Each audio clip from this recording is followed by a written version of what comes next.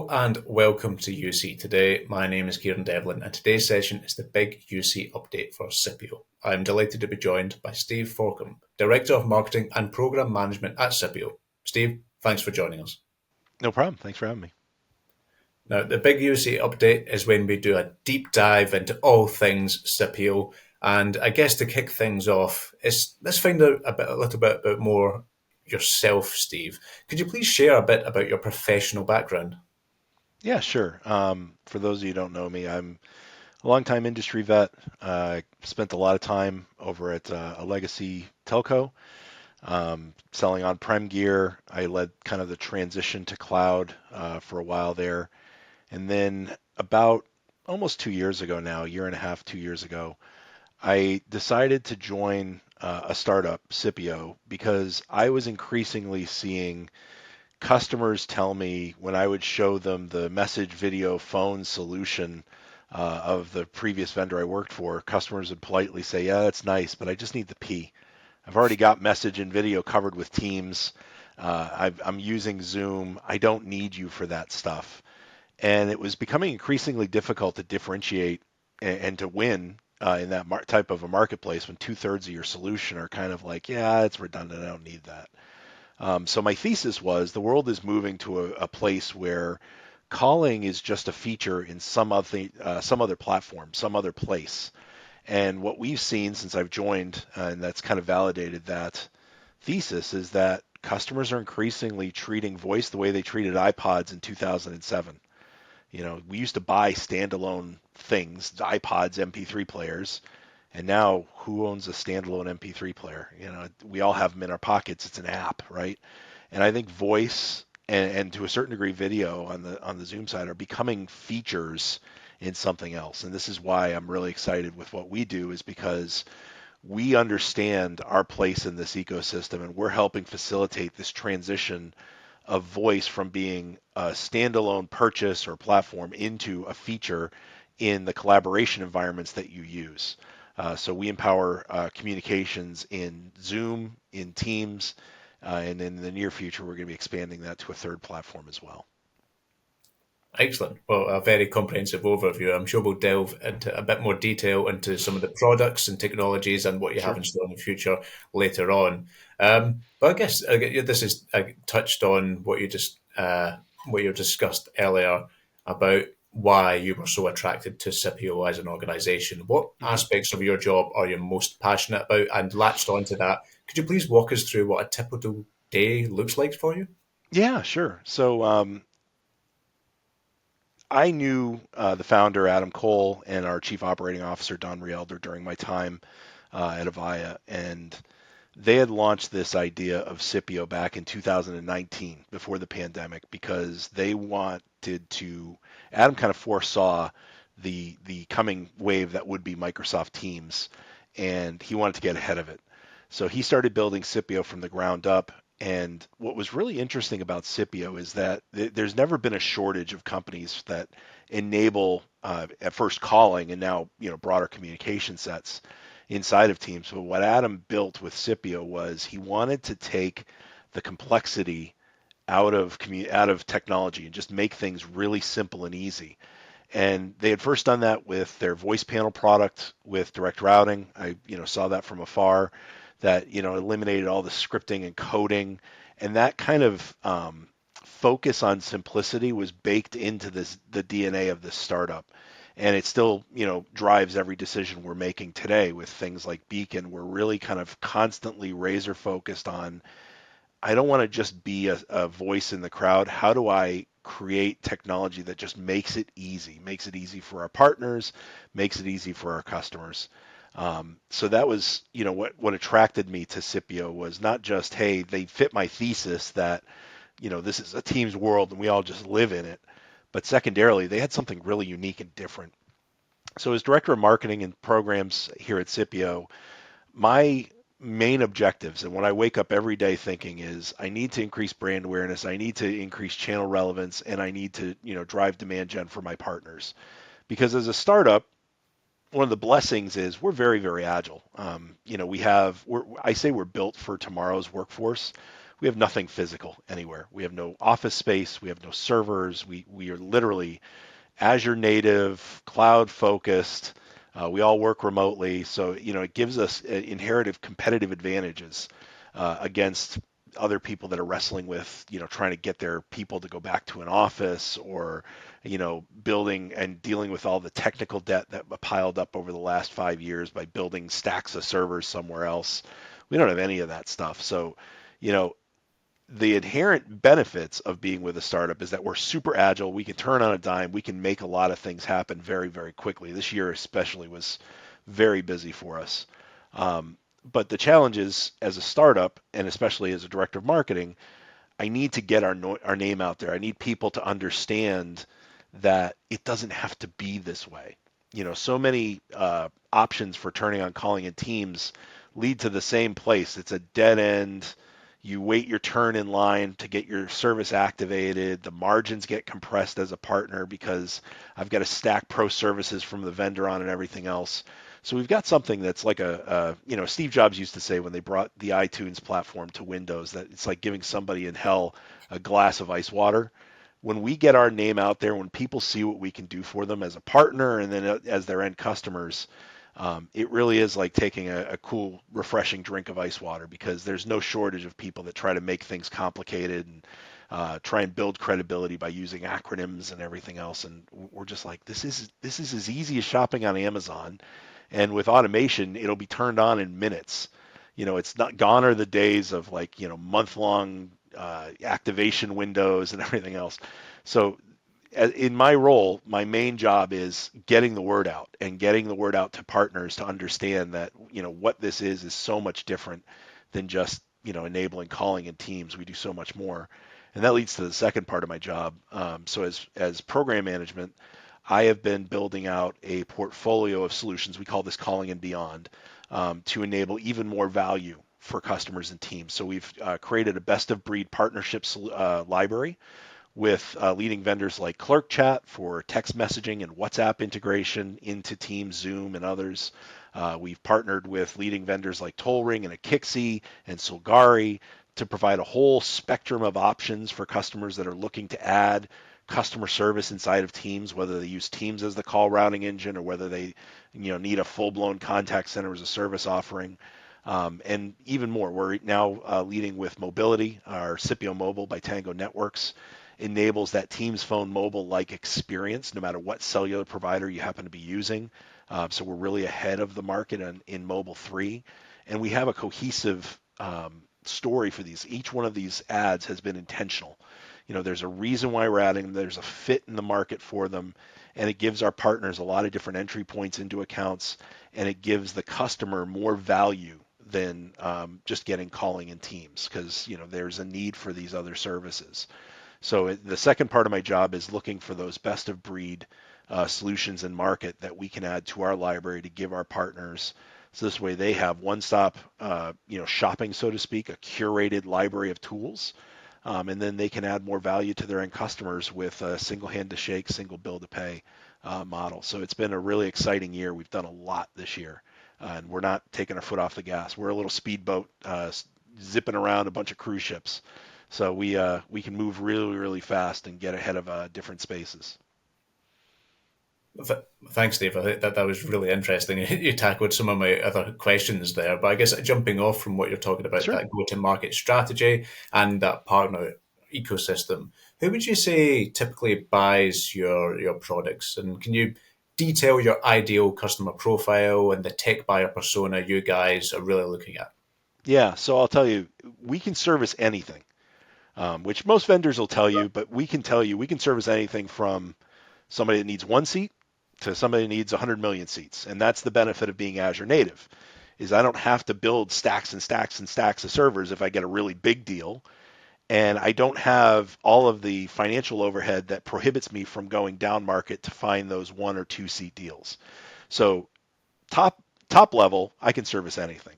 Now, if I start to really dig into where the market is and where we talk to our partners about aiming their demand generation cannons and where I'm placing my bets, when you do some research, you can really start to see what you described, the ideal customer profile, come into focus.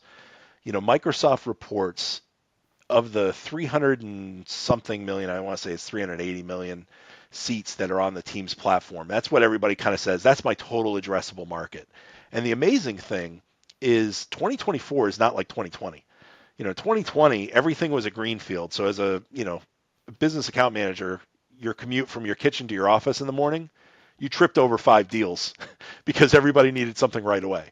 2024, if this was the game of musical chairs, everybody's got a tush and a cush, and the music has stopped. But Microsoft continues to grow that total addressable market. They keep adding people to the Teams platform, which further validates my thesis because I think what they're doing is they're getting competitive displacements of during the pandemic, I bought a UCaaS standalone service, but we're an Office 365 shop. Now all of a sudden I have some financial austerity concerns I got to try and kind of drive at. Why am I paying extra for this when I have Teams? So I think that's driving a lot of this consolidation. Same thing happening with Zoom. A lot of customers adopted Zoom during the pandemic. Why am I, paying for a standalone UCaaS offer? I can just move calling to Zoom. So I think we're seeing some of that consolidation in the market, which is leading to platforms like Teams continuing to grow. But the exciting point, and really where that sweet spot lies, is the number of seats that are licensed already for Teams Phone because it's bundled in with the A5 E5 license. So if you subtract the number of people that are licensed versus the number of seats that have moved to the Teams platform for voice, 20 million versus 80 million, that leaves you a 60 million seat white space.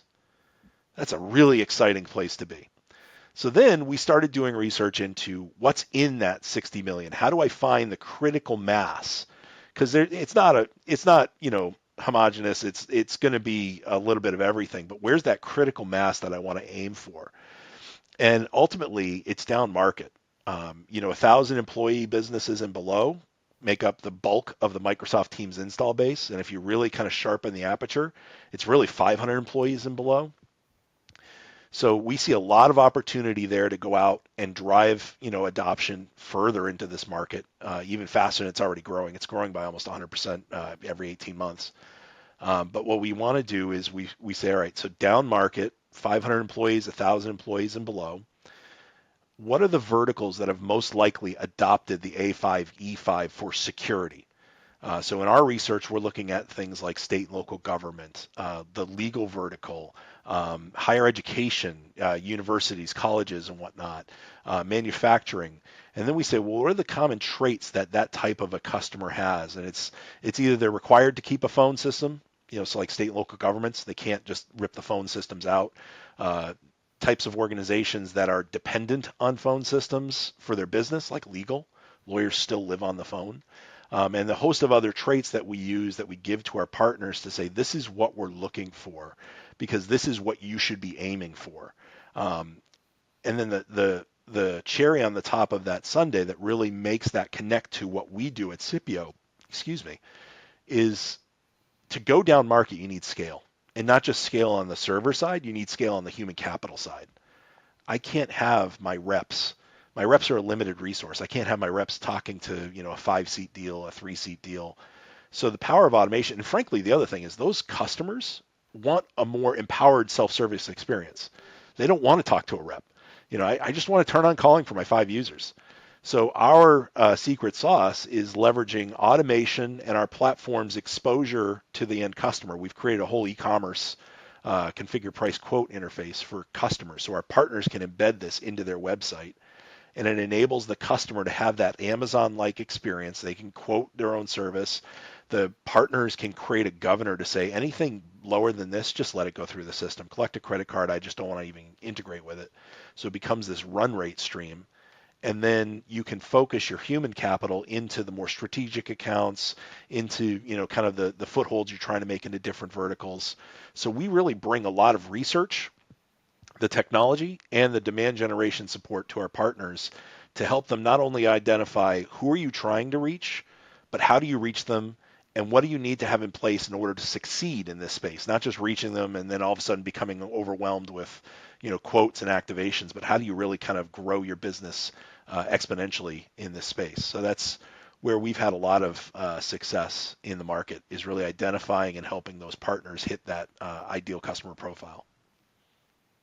Oh, it's quite exciting. That 60 million is such a significant number. That's crazy. Exactly. Exactly. I mean, I think, one of the leading, my old employer, I think, says they've got 20 million seats now. So that's 3x the install base of them, right? And you can start to kind of see that as a tremendous opportunity for partners to get after. The UC mine is not dead. There's a lot of value there, and a lot of those pandemic era contracts are coming up for renewal right now.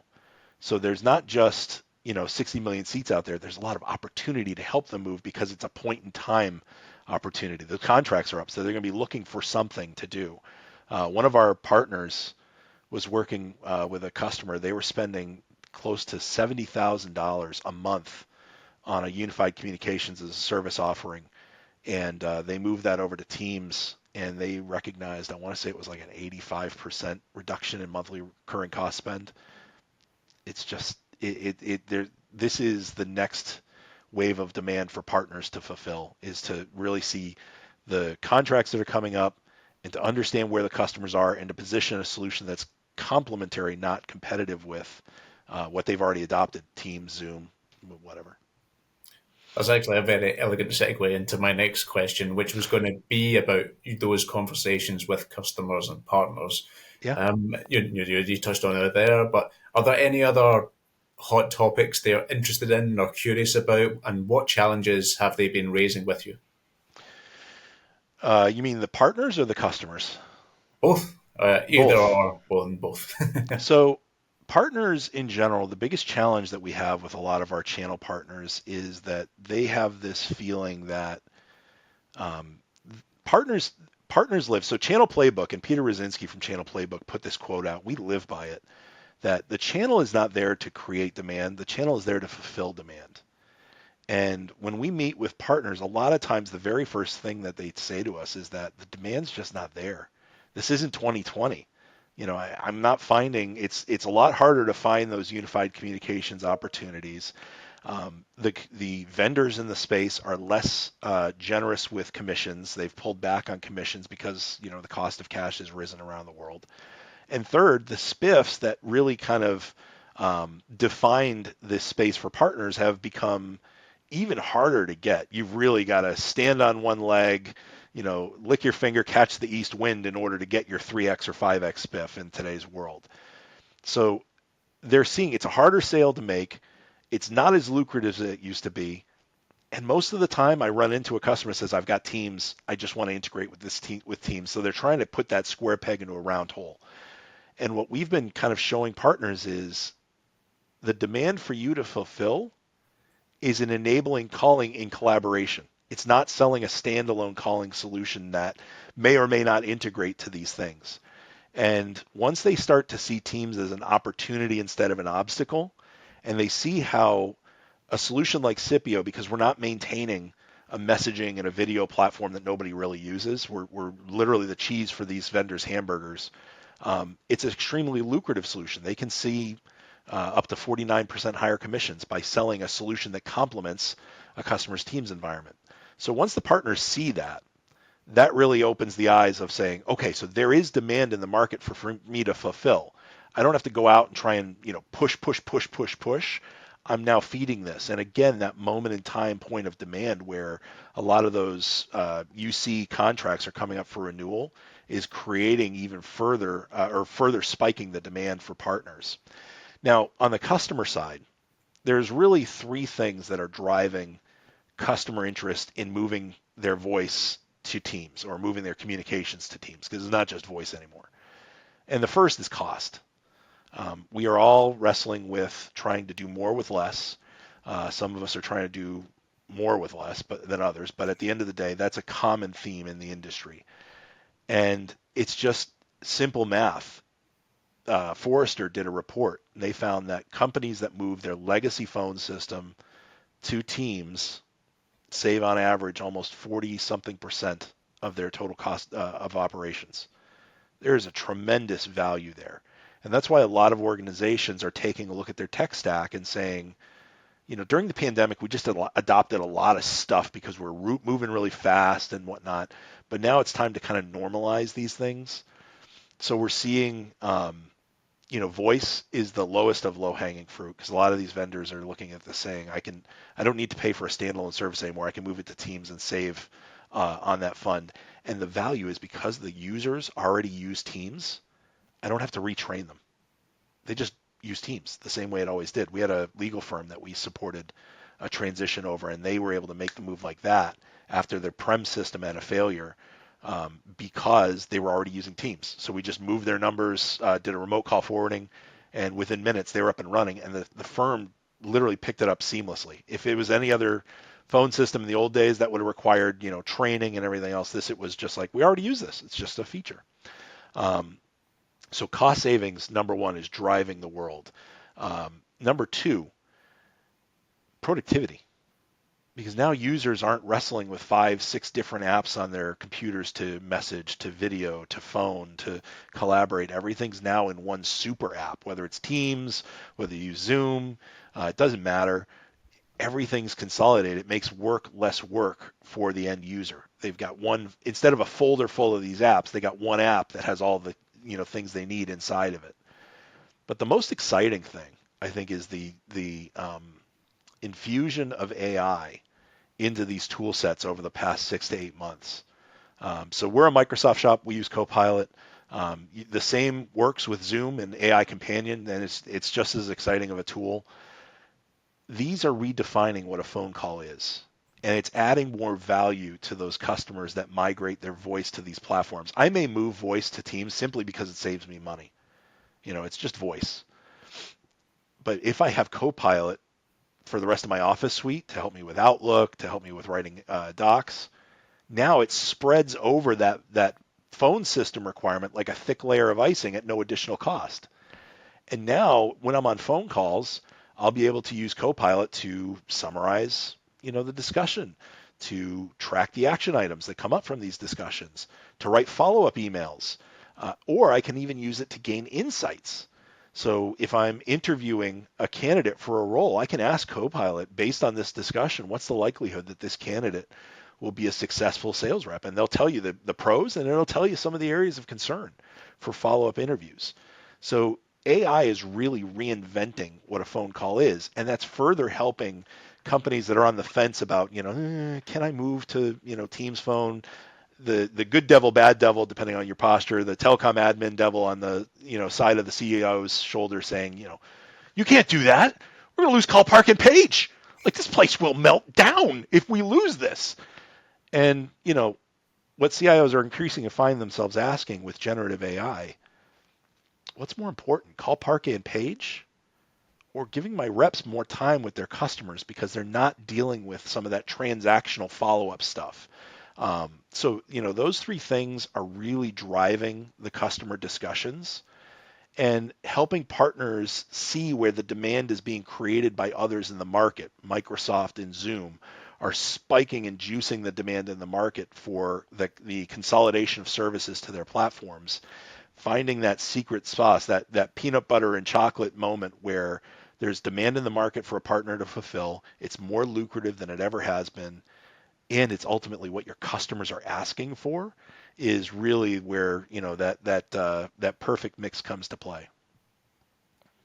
I think staying on AI, or at least tangentially staying on AI, I'm really hmm curious to discuss Scipio's approach to innovation.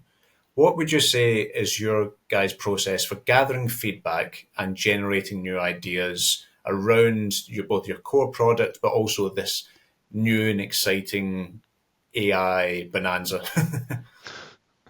Um, it's a loaded question. I think there's two answers there. So first, let's talk about the end customer's application of AI and how we can help our partners communicate that. So we have been working on, like I said, we're a Copilot shop. We've adopted Copilot. We use it heavily internally at Scipio. And one of my favorite podcasters, Scott Galloway, says, AI is not going to take your job right now, but somebody who knows how to use AI will absolutely take your job. As a startup, I came from a Fortune, at its peak, it was like a Fortune 500 company. I had, 30 people working underneath me in solution marketing, and we had a great team. I'm using a team of AI bots as a startup running marketing, and we're punching way above our weight. AI just has so much ability to be a thought partner, to help with a lot of the process tasks. You can't outsource your work to it altogether. That's the whole, it's not going to replace people, but it can get you 85% of the way there from zero instantly, and then you can work on it from there. And you can use AI smartly to help generate ideas and whatnot. So one of the things that we've been doing is we've been very much leaning into thought leadership as a user of Copilot and sharing some of these workflows and use cases.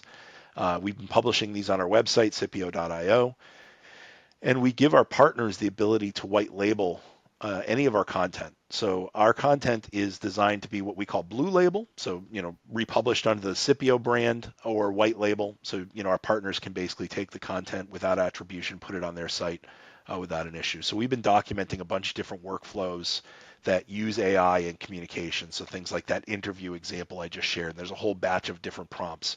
Sales reps and how they can use AI to become more successful, and how managers can better support their staffs using this. AI is limited as a user. It's only limited by your imagination. And so we want to share some of our imagination and some of the discoveries we've made with our partners to help them communicate that to their end customers. And frankly, I think that's going to be the next big um, service offering for a channel partner. Will not just be selling, AI like Copilot, or talking about AI Companion as a reason to move to Zoom, but offering, a consulting service that helps you get the most from that investment, because AI doesn't have a user interface. It's not like there was a click here, click here, click here. The default prompts are great. They handle some of what I call the horizontal use cases, the transactional stuff that goes across a business, summarize a meeting, track action items, but helping go vertical into those insight-based prompts. Based on this discussion, what's the likelihood that this person will be a successful partner development manager for us? Help a partner helping a customer really get the most juice out of the squeeze, so to speak, of AI will be a huge revenue opportunity for partners, and we want to help them, kind of get started there. The other thing about AI is, how do we use AI in service of our mission of making technology fast, easy, and flexible? So you mentioned earlier we launched Scipio Beacon last week. We announced that it's going to be launching in Q1. Scipio Beacon is what I think is the most effective use of AI, in that it's not AI as a product, it's AI delivering a more easy outcome. So we're infusing generative AI into our platform, so our partners will be able to get business insights, they'll be able to get answers to questions without having to go through a million different knowledge bases and Google search results. And most excitingly, it's going to take actions for the partner and provide business insights into their public and private data. So they'll be able to ask, once we get Beacon all the way out, they'll be able to ask Beacon, write me a quote for Wayne Industries for 25 Scipio Connect seats, and they need text messaging with each seat, and price it at my average retail price for state local governments in the state of New York. And Beacon will do the research for you, and Beacon will just generate the quote for you. So we're turning clicks into conversations. We're making this easier to use our portal. We're increasing the access to our platform, because you don't need, we've really made it easy already, but we're taking this next step to say you don't even need to remember the clicks. Just tell us what you want. We're going to generate it for you. Tell us how we can help you be more successful. So you'll be able to use Beacon against your customer base to say, tell me which of my customers I should be contacting about adding text messaging, or what customers do I have deployed that haven't activated text messaging on their platform. So this way my client success team knows who to contact about these things. It will really reinvigorate how you interact with a configure price quote tool, how you activate service, and it's just a feature. I don't remember who said it. Somebody online said it, so this is not something I'm taking credit for saying, but somebody online said AI will really have arrived when we're not talking about AI. When it's not a product, when it's just infused into your platform, into your product as a feature, and how it enhances what you do, that will really be where AI comes into focus. And I think again we're going ahead of the market here because we're blending this in. We're not building a chat bot that is going to go out on the public site that we're going to try and use for support. This is going to be infused into our platform as a capability that you can use to just make your life easier. Fantastic. And I guess one final question before I let you go, Steve. And Yeah. this is, but I imagine this will touch on the topic of AI still. But looking through your lens, your Scipio and yourself, what do you see as the biggest opportunity in our industry right now? Is it AI? And if it is AI, is there a particular part of it that we haven't discussed today that you're really excited about? So I think there's a twofer here. The first obviously is AI. I just think AI is really scratching the surface, and as people get to understand how to use the product, um, you can start to see the light bulb go off over their head, and all of a sudden productivity goes up through the roof. And we're an example. I'm kind of a early adopter of technology, and I was using AI. Like I said, I built a team of different bots that I use for different functions in our marketing, strategy and execution plan. But now I'm starting to see more people in the organization using Copilot and using AI as a part of their daily. Like we'll be on calls and somebody will say, "Well, let's see what Copilot has to say," or we're kind of having a brain block. Let's ask Copilot what we should use here, or let's ask Copilot to evaluate this. So as I've seen Scipio more broadly, not just me as an early adopter, but more broadly across the organization embracing this, you can see the future here. So I think AI definitely, and that's kind of the easy answer for everybody. Everybody's going to say AI is the way, but I can see it firsthand in how it's spread across our business. The second thing, I think mobility is going to be massive for communications because a lot of organizations during the pandemic didn't bother addressing the phone system. It was stuck in the office with the rotten fruit on my desk because I thought I'd be there the next day, and then there's a banana there that's rotted. When we finally came back a year or two later, the phone system was sitting right there with it. It was really lonely through the pandemic. Most people didn't, put phones in their home offices because number one, I'm on calls all day with a headset, but number two, I may not necessarily have the infrastructure to do it, a wired connection or whatnot. And I think today a lot of organizations are asking themselves, do I need a phone system? This gets back to that whole ideal customer profile. The low hanging fruit are those organizations that do require one because they're in offices, state, local governments, and such. But where I think voice is moving, I don't think people are giving up on phone calls. I think their phone calls are just as relevant today as they've ever been. It's just they're not happening where they used to happen. It used to be a standalone phone system on my desk or a soft phone on my computer. I think the calling capability is being merged into Teams, but ultimately, I think that's going to be the accessory. I think the primary way that we communicate will be these. And I think, everybody's got a cell phone. Most times, if I need to call somebody, I don't even think to use my soft phone. I just open up my phone and make the call but where this is going to be interesting is with products like Scipio Mobile by Tango Networks. Your cell phone is your desk phone. Your cell phone has your Teams number on it. You can either run this like I do with my own personal device, so I have a second line on my phone, and that line is fully compliant with call recording. Incoming calls ring from call queues and they're captured by our analytics platform.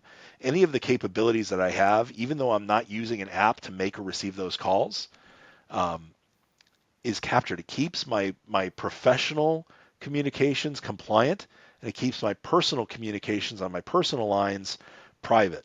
And I think that's really where our industry is going. Is the mobility transition is right in its early stages, and I think it's going to accelerate fast because there is still a need to have some level of compliance. Giving somebody a cell phone and saying, "Here, just make calls," it will work.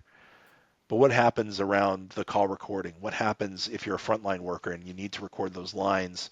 Let's say you're a claims adjuster with an insurance company and that line needs to be recorded. This will give you the ability to do that while maintaining the ability to say, hey, I'm at my desk. My cell phone's dead, or I don't want to have this thing sitting on my face because it gets hot as lava if you talk on it for more than 5 minutes. I got a headset. I'll just use the soft phone that's built into Teams, or the feature in Teams. I think that's really the next big phase. Mobility and AI, I think, are really where partners, the smart ones, are going to get ahead of right now, because I think the demand for those things are just going to explode over the next 12 to 18 months.